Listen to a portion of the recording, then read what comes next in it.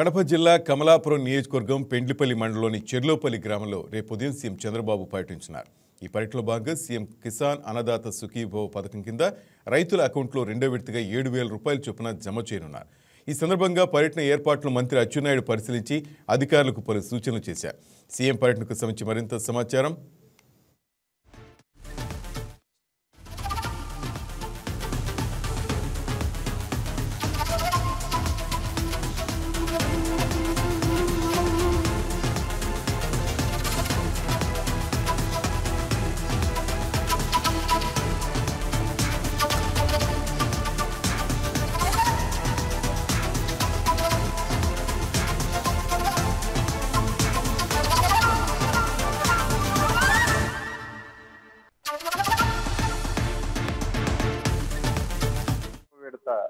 నిధులని రైతులకి జమ చేసే కార్యక్రమాన్ని ఏర్పాటు చేశాం.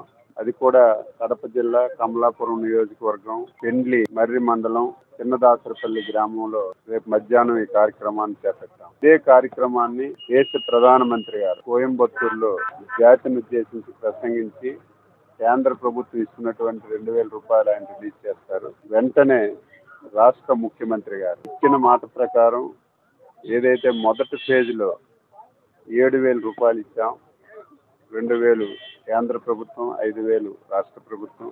రెండో విడతలో కూడా కేంద్ర ప్రభుత్వం 2,000, రాష్ట్ర ప్రభుత్వం 5,000 రేపు మధ్యాహ్నం రిలీజ్ చేసి డైరెక్ట్ గా మధ్యవర్తులు లేకుండా రైతుల అకౌంట్ లో డబ్బులు వేస్తున్నాం. ఒకేసారి 3,200 కోట్ల రూపాయలు ఒకే రోజు ఒక సంక్షేమ కార్యక్రమానికి రిలీజ్ చేయడం అనేది ఇదే మొట్టమొదటిసారి. దాదాపుగా రాష్ట్రంలో 47 లక్షల మంది రైతులకి రేపు దీనివల్ల బెనిఫిట్ జరగబోతుంది. దీనికి రాష్ట్ర ప్రభుత్వం నుంచి 2,300 కోట్లు, కేంద్ర ప్రభుత్వం నుంచి 800 కోట్లు కలిసి 3,200 కోట్లు రేపులు జమ చేయడం అవుతుంది. మొదటి ఫేజ్లో ఏవైతే చిన్న చిన్న లోపాలు లీగల్ ఎయిర్కి ఇవ్వడంలో కొన్ని ఇబ్బందులు వచ్చాయి, అవన్నీ కూడా సరిచేశాం.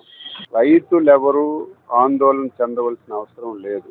ఏదైనా టెక్నికల్ ప్రాబ్లమ్స్ వల్ల కానీ ఏదైనా ఇతర కారణాల వల్ల కానీ అర్హత కలిగినటువంటి రైతుకి రేపు సెకండ్ ఫేజ్లో డబ్బులు పడకపోతే టోల్ ఫ్రీ నెంబర్కి ఇమీడియట్గా మీరు ఫోన్ చేస్తే మీకు ఏదైనా బ్యాంక్ అకౌంట్ తప్పున్నా లేకపోతే లీగల్ ఎయిర్ ప్రాబ్లం ఉన్నా ఈకేవైసీలో చిన్న చిన్న ఇబ్బందులు ఉన్నా అవన్నీ సరిచేసి అర్హత కలిగిన ప్రతి ఒక్క రైతుకి తప్పనిసరిగా అన్నదాత సుఖీభవ వేసే కార్యక్రమానికి శ్రీకారం చుడుతున్నాం. ఈ ప్రభుత్వం రైతు ప్రభుత్వం. ఈరోజు వ్యవసాయ శాఖ మంత్రిగా నేను చాలా ఆనందపడుతున్నాను.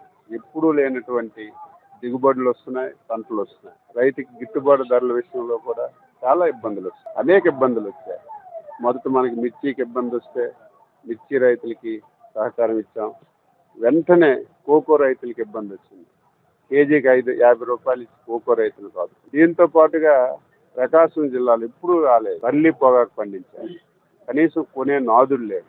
300 కోట్ల రూపాయలు పెట్టి పల్లి పొగాకు కొన్నాం. మన పక్కనే చిత్తూరు జిల్లాలో మామిడికి ఇబ్బంది వచ్చింది.